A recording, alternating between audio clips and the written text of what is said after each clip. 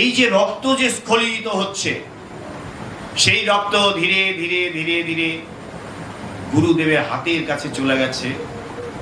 যখন হাতের সঙ্গে রক্ত টাচ হয়েছে, স্পর্শ হয়েছে, হঠাৎ গরম গরম লাগছে।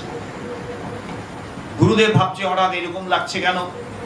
তিনি জাগলেন, জেগে তাকিয়ে দেখলেন রক্ত। আরে রক্ত, এই রক্ত কোথা থেকে আসলো? আরে এ তো তোর ধুতির ভেতর থেকে আসছে, কি হয়েছে? বলছে গুরুদেব অপরাধ নেবেন না, কোন একটা পোকা আমার এই থাই, আমার এই উরুতে খুব কামড়াচ্ছিল। বলিস কি, তুই তো সাধারণ ছেলে না, তুই তো অসাধারণ কেউ। এত কষ্ট করার পরেও যখন তুই আমাকে জাগ্রত করিস নাই, তুই কে বল? আজকে পরিচয় পেয়েছি। যখনই পরিচয় দিচ্ছে বলছে আজকেই তোর অস্ত্রবিদ্যা শেষ, তোকে আর অস্ত্রবিদ্যা শিখতে হবে। আমি তোকে অভিশাপ দিচ্ছি, আমি তোকে অভিশাপ দিচ্ছি, তুই যে পরিচয় গোপন করেছিলি এই অপরাধে, যে সময় যে মুহূর্তে তোর ব্রহ্মাস্ত্র ত্যাগ ছাড়ার কথা শত্রুপক্ষে, সেই মুহূর্তে তোর বুদ্ধি ভ্রম হবে, তুই ছাড়তে পারবি না। গুরুদেব, গুরুদেব আপনি কি অভিশাপ আমাকে দিলেন? গুরুদেব, এই অভিশাপ আপনি ফিরিয়ে দিন। মুনি বাক্য, এটা ঘুরিয়ে নেওয়া যাবে না। অভিশাপ মাথায় নিয়ে কর্ণ বাড়িতেই ছিলেন। মনে মনে দ্রৌপদীকে খুব ভালোবাসতেন। দ্রৌপদীর স্বয়ম্বর সভা, সেখানে পঞ্চ পাণ্ডব হাজির, কর্ণ হাজির। দ্রৌপদী ঘোষণা করলেন নিম্ন শ্রেণীর কোন মানুষ এই স্বয়ম্বর সভায় অংশগ্রহণ করতে পারবে না। এত বড় অপমান! একজন বীর, সে নিজেকে খুব হীন মনে করল যে এত বড় অপমান সহ্য করা যাবে না। তাই তিনি গঙ্গার ঘাটে চলছেন, যে ঝাঁপ দিয়ে, গঙ্গার জলে ঝাঁপ দিয়ে আমি আত্মবিসর্জন করব। যে মুহূর্তে গঙ্গার তীরে গিয়ে ঝাঁপ দেবেন, ঠিক সেই মুহূর্তে পদ্মাবতী নামে একটি মেয়ে, সে ঠাকুর সেবার জন্য ফুল চয়ন করছিল, ফুলের ডালা নিয়ে ওই রাস্তা দিয়ে যাচ্ছিল। ঝাঁপ দেওয়ার মুহূর্তে পদ্মাবতী তার হাতটা ধরে ফেলেছেন। এ কি করছে? এবং মহাভারতের আমলে একটা নিয়ম ছিল, কোন পুরুষ যদি কোনো মহিলার হাত ধরে, বা কোনো মহিলা যদি কোনো পুরুষের হাত ধরে, তাহলে তাকে বিয়ে করতে হবে। ভাগ্যে সেই যুগে নাই, তাহলে কি ঘটনা এটাই না ঘটতো। যাই হোক, এইবার তাকে নিয়ে যাওয়া হলো, ধুমধামের সঙ্গে তাদের বিয়েও হলো। তাদের একটা সন্তানের জন্ম হলো, বৃষকেতু নাম রাখা হলো সন্তানের। এই যে কর্ণ, তিনি এত দাতা ছিলেন। এক দাতা দেখেছিলাম হরিশ্চন্দ্রকে, আরেকজন দাতাকে দেখছি আমরা মহাবীর কর্ণকে। দাতা কর্ণ নামে যিনি প্রসিদ্ধ। দান কাকে বলে, দানের মাহাত্ম্য কি, দান কিভাবে করতে হয়, তো সেটা তিনি শিখিয়ে দিয়ে গেছেন।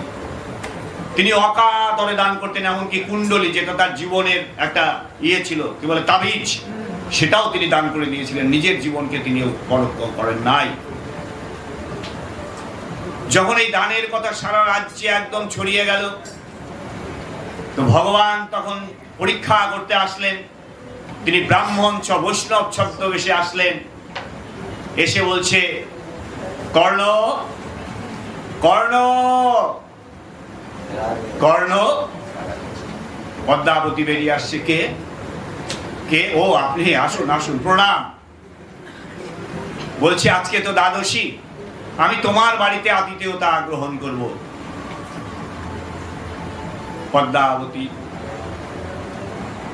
তখন জিজ্ঞাসা করতে গেছে, বলছে হ্যাঁ ভালো কথা, আজকে দ্বাদশীর দিন যদি কোনো বৈষ্ণব গৃহে আসে, তাকে তো ফেরত দেওয়া যাবে না, তাকে সেবা দিতে হবে। বলছে ঠিক আছে, তুমি তাকে সেবা ব্যবস্থা করো।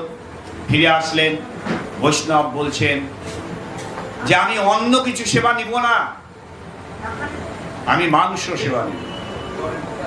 শুনতে কেমন লাগছে না? একটা বৈষ্ণব সে বলছে মাংস সেবা নেব। চমকে গেলেন।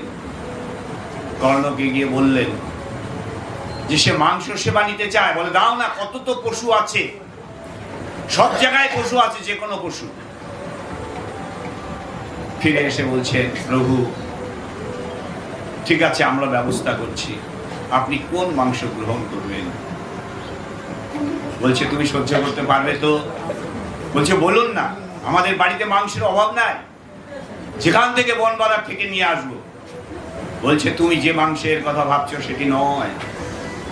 তুমি যদি আমাকে সেবা দিতে যাও, তাহলে তোমার একমাত্র পুত্র বৃষকেতু, তার মাংস দিয়ে আমাকে সেবা দিতে হবে। প্রভু কি বলছেন প্রভু? দেখো তুমি কিন্তু আমাকে কথা দিয়েছো।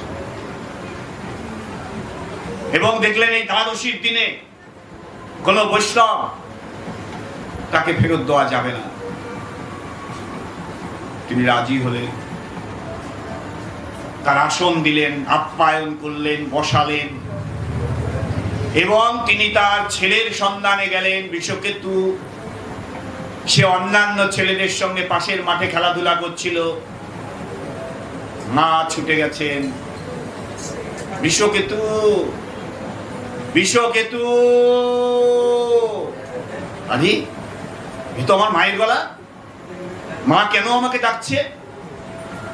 অন্যান্য খেলার সঙ্গীকে ছেড়ে দিয়ে ছুটে এসে মাকে জড়িয়ে ধরেছে। মা, মা তুমি আমাকে ডাকছো? বলছে হ্যাঁ। বলো না মা, কি হয়েছে? বলে বাড়ি চল। বৃষকেতু বলছে তোরা থাক রে, মা আমাকে ডেকেছে, আমি একটু বাড়িতে যাচ্ছি। তাকে বাড়িতে নিয়ে চলে এসে, বাড়িতে নিয়ে আসার পরে বলছে মা ডাকলে কেন? বলছে দেখছিস ব্রাহ্মণ, ওনাকে সেবা দিতে হবে। ভালো কথা, দাও না মা সেবা। মায়ের মাতৃত্ব জাগরিত হয়ে উঠছে। সে কি করে বলবে যে বৃষকেতু আজকে তোকে তোর মাংস দিয়ে আমার এই বৈষ্ণব সেবা দিতে হবে? বৃষকেতু বলছে মা, না তুমি খাচ্ছ কেন মা? আমি বৈষ্ণব সেবায় লাগবো, এ তো আমার ধন্য হবে জীবন। মা তুমি কাঁদছ কেন? মা তুমি সবকিছু প্রস্তুত করো। মা বলছে বৃষকেতু, বৃষকেতু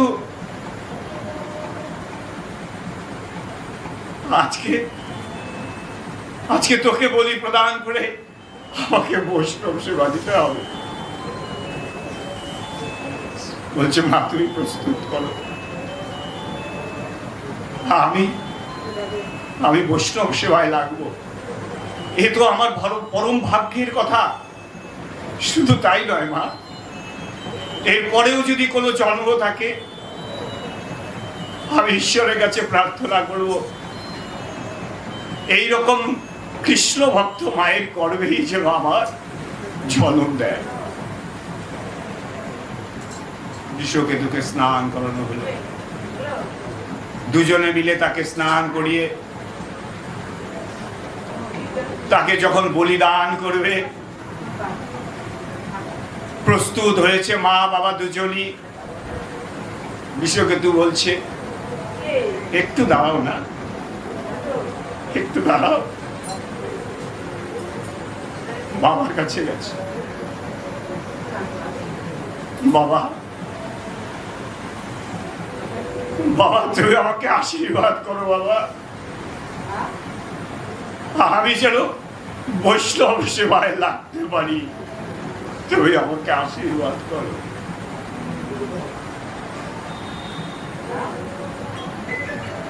কর্ণের যে পিতৃত্ব,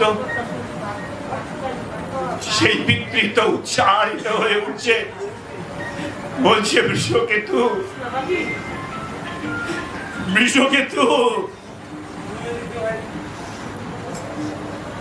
ফিরেছে মায়ের কাছে। মা মা আমাকে একটু প্রণাম করতে দাও না মা।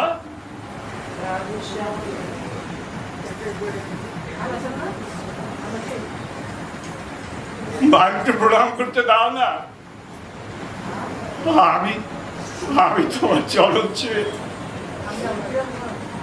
প্রণাম করি। জননী জন্মভূমি স্বর্গাদপি গড়িয়সি বিষকেতু বিষকেতু। মা তুই কেঁদো না মা, কেঁদো না।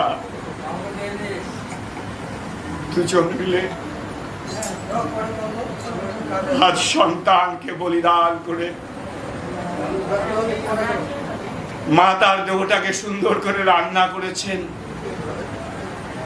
শুধু মাথাটাকে একটু সরিয়ে রেখেছেন যে সন্তান যখন নাই তার মুখটা আমি অন্তত দেখতে পাবো। সব আয়োজন হয়ে গেল।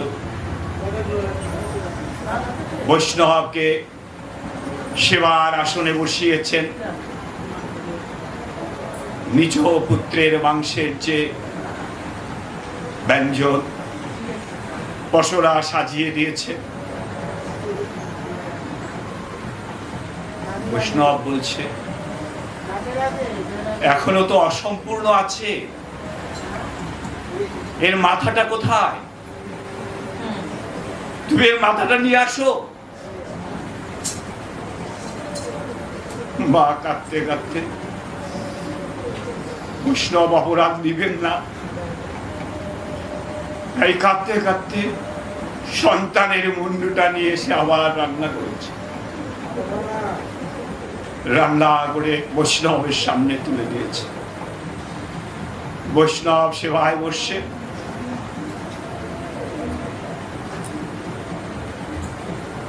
মা বাবা দুজন বসে আছে।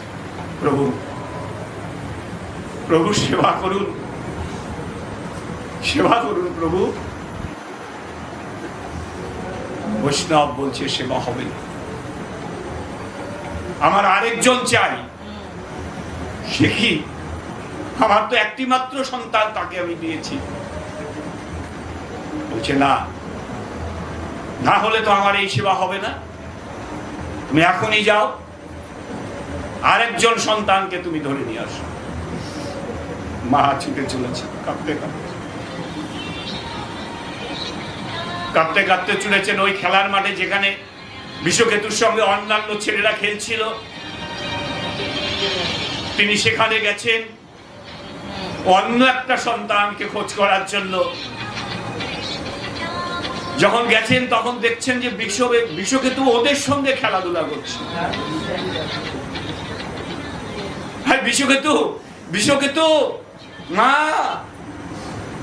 তুই এখানে? বলছি হ্যাঁ মা, আমি তো এখানেই আছি। আয় বাবা, আয় আয় আয় আয় বাবা আয়। বিষকেতুকে নিয়ে মা বৈষ্ণবের কাছে হাজির। বৈষ্ণব বলছে ধন্য ধন্য কর্ণ তোমার এই দান। তোমার এই জগতে যতদিন থাকবে জগৎ, ততদিন তুমি দাতা কর্ণ হিসাবে পরিচিত হবে। বিষকেতুর মা বলছে প্রভু প্রভু এত কিছুই যখন আমাকে দেখালেন, এত কিছুই যখন করালেন, আমাকে একবার যুগল মূর্তি দর্শন করালেন। দুজন মিলে হাত জোর করে বৈষ্ণবের সামনে বসে নয়নে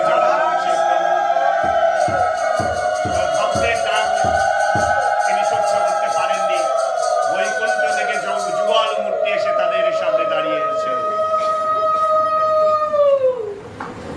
রাধে রাধে, জোরে বলুন রাধে রাধে। হরে কৃষ্ণ, জয় রাধে। অপরাধ নেবেন না, এখানে বিশ্রাম রাখছি। সকলের চরণের শতকোটি প্রণাম।